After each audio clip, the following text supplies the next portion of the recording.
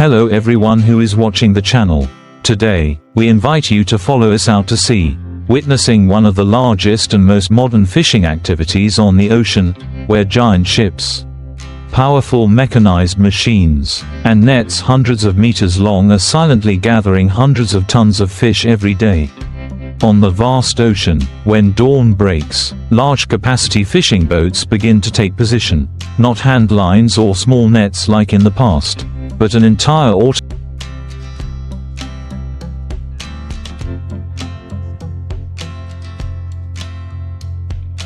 automatic fishing system with fish positioning technology, wave scanning radar, current sensors and continuously operating robotic arms. Giant nets are dropped into the sea, covering a large area, like a blanket covering the water surface, blocking all directions of the fish schools below. Each time the net is collected, it is a battle with the ocean. The machinery was working at full capacity. The net lines were stretched like bowstrings. Hundreds of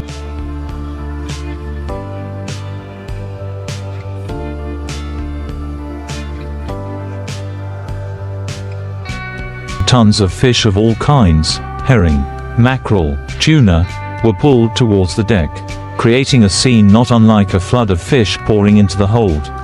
The whole ship shook under the enormous weight. Each collision echoed between the sound of the engine and the roar of the waves. But behind those million-dollar catches were the tireless efforts of the fishermen. They had to stay on duty all night, check the equipment, adjust the nets, and operate hundreds of interconnected systems.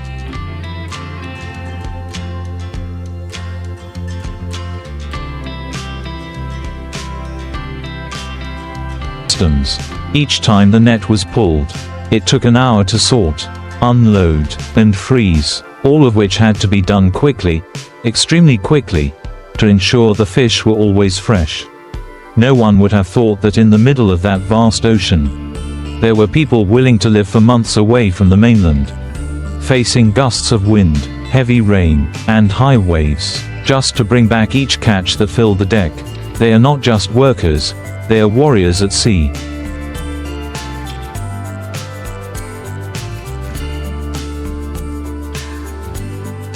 The soul of the modern fishing industry. As the day draws to a close, more and more boats return with their holds full of fish. The fishing port becomes bustling. Refrigerated trucks are waiting to transport products everywhere, from processing plants to supermarkets, from traditional markets to luxury dining tables. Each fish caught is the result of a chain of persistent labor and state-of-the-art technology working together in perfect harmony. The flow is lively.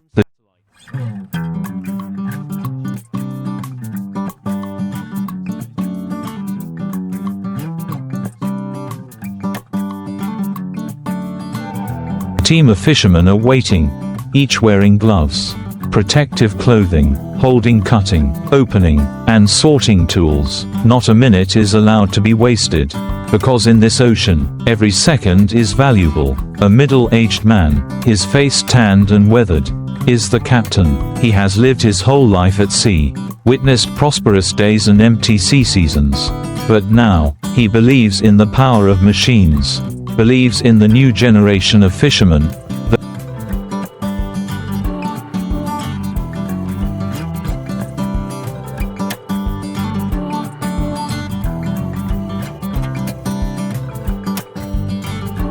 Those who are not afraid of challenges, are not afraid of technology, but still keep in their hearts the spirit of making a living of their ancestors. In the hold, the workers continue the super-fast freezing process. The fish are packed right on the boat, labeled with electronic traceability, ready to be shipped to the mainland in just a few hours. These high-quality batches of fish not only serve the domestic market but are also exported to Europe, Japan, and the US, where strict requirements on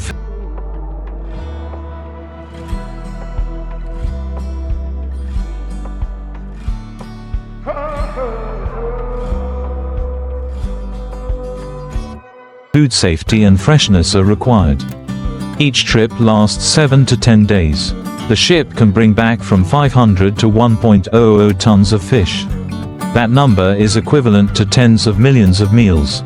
thousands of jobs in logistics, and tens of billions of VND in revenue for each season.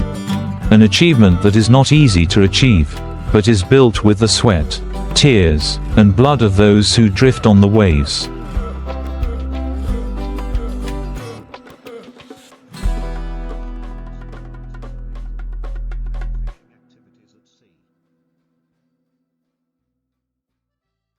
At night, when everything is quiet, only the sound of waves lapping against the ship's side and the light shining on the water surface.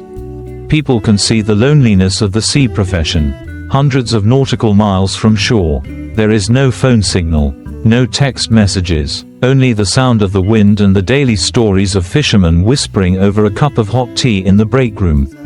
However, everyone is proud, because every day, they are bringing back to the country the most precious resource from the ocean: clean seafood.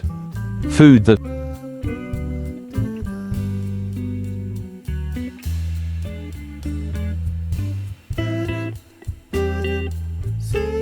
feeds millions of people. The next morning, as the sun rose above the horizon, a long whistle sounded on the deck. It was the familiar signal that the net was full and ready to be pulled up. Once again, the entire ship became a living organism. All members immediately took their positions. The sailors operated the main wheel, and the net system began to move. The net, weighing tens of tons, was slowly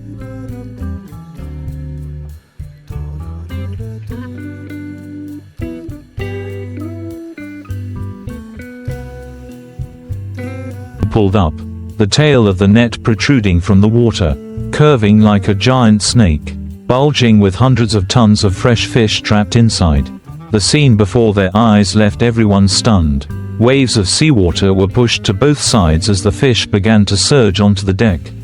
Mackerel, anchovies, even tuna as big as ice buckets, all jostling, struggling, and popping on the deck. The salty smell of sea salt mixed with the characteristic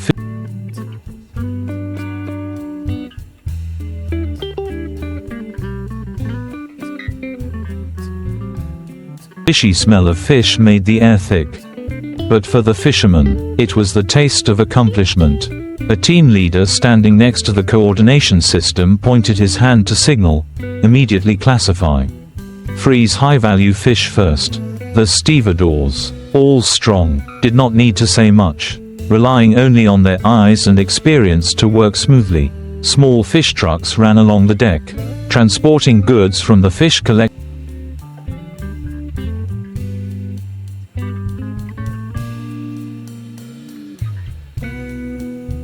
point to the processing area. Here, modern machines would do the rest: decapitate, gut, wash with high-power cold water, then freeze immediately at -40 degrees Celsius. Less than 2 hours later, all the fish in the giant net had been classified and stored in the cold storage. The fishermen took the opportunity to wash the deck, clean the equipment, check the oil and get ready for the next net. Everything happened smoothly, urgently, without a single mistake. There was no room for delay, because in the open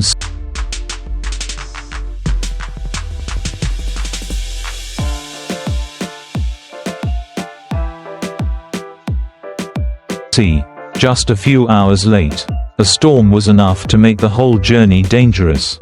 In the afternoon, the captain ordered the end of the journey. The ship was full. The cold room was packed. The deck was filled with dozens of sealed containers. The ship's whistle sounded long and decisively, signaling that the fishing trip had been a great success. Everyone's faces were radiant, although their hands were still numb from holding the scissors.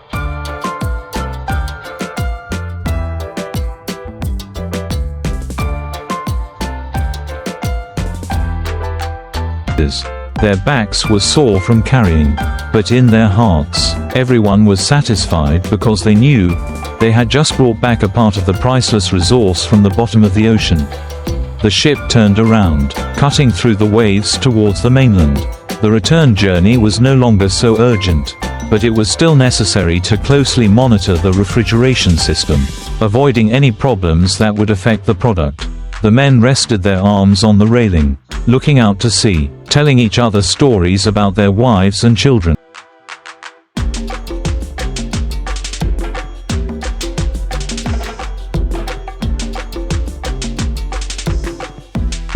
The old fishing season, the time they almost lost their lives due to a storm. These stories were not recorded in any books, but they were part of the soul of the sea. The numbers are overwhelming: 100 tons, 200 tons. Even some days the number reaches 300 tons of fish in just one net. A day at sea is not simply labor, it is a journey of survival. A blend of people and the ocean.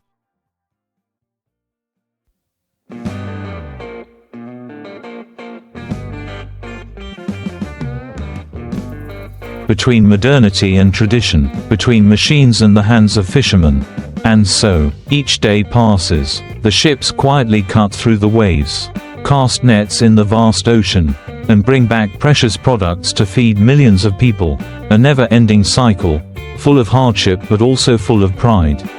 The sky gradually turns ash gray, the waves begin to get stronger, and the wind blows wildly across the sea. However, on that modern fishing boat hundreds of meters long, the wheel of work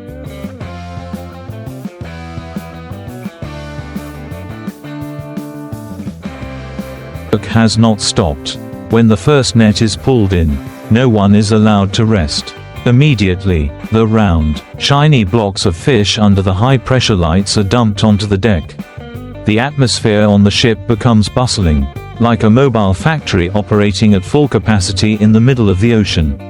A group of fishermen quickly take their positions. One operates the crane, one operates the sorting machine, one adjusts the quick freezing system.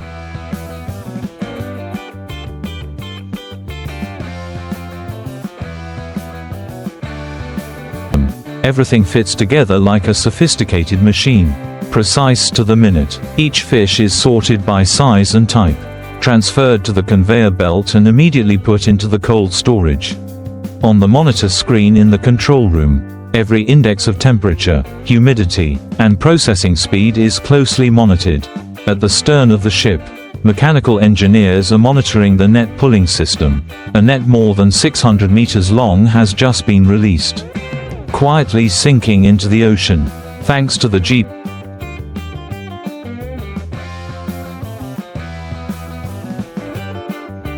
positioning system and modern sonar sensors. They can detect the movement of the fish at a depth of hundreds of meters, determine the path and drop the net precisely to each area of water. It is no longer a matter of luck. It is a whole fishing technology programmed intelligently like a tactical game at sea. A moment later, the screen detects a strong signal. The fish appear in dense schools. The bright red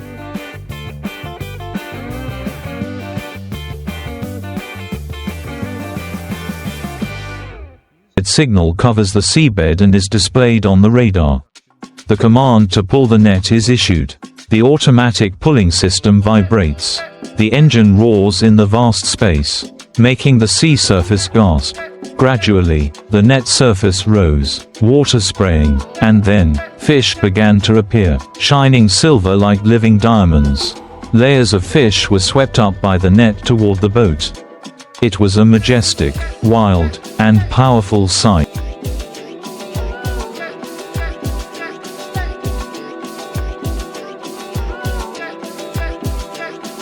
Fish thrashed and wriggled in the daylight, crowded together like as the shore gradually appeared in the distance. The fishing port became as bustling as a large construction site. Refrigerated trucks were waiting. Hydraulic cranes lifted hundreds of kilograms of frozen fish onto the shore. Workers at the port divided their work into groups. Some of the fish were transferred to the processing plant. The rest were taken straight to containers for export.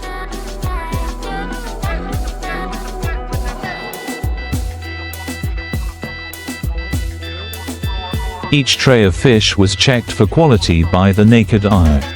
Temperature sensors and a team of professional supervisors, everything was guaranteed to meet international standards.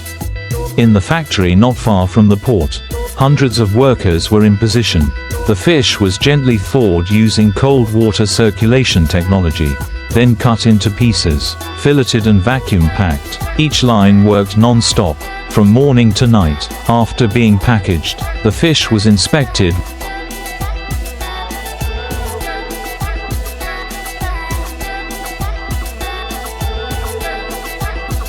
one last time, then labeled with the place of catch, the name of the boat, the time of harvest, and even a QR code so that customers could trace the entire journey from sea to table. The journey of a fish, from swimming in the ocean to becoming a delicious dish on the table, is a whole value chain that is not simple. And behind the fresh sushi, the sumptuous meals in restaurants, or even the simple meals in each family, there are traces of the fishermen who have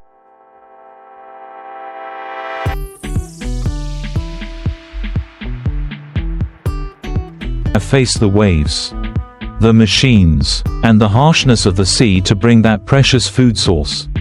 And then, when the ship has been refueled, maintained, and the crew has a few days to rest with their families, they return to port, continuing a new trip, because the fishing cycle never stops, because the sea is still there, vast and fierce, but also full of promise.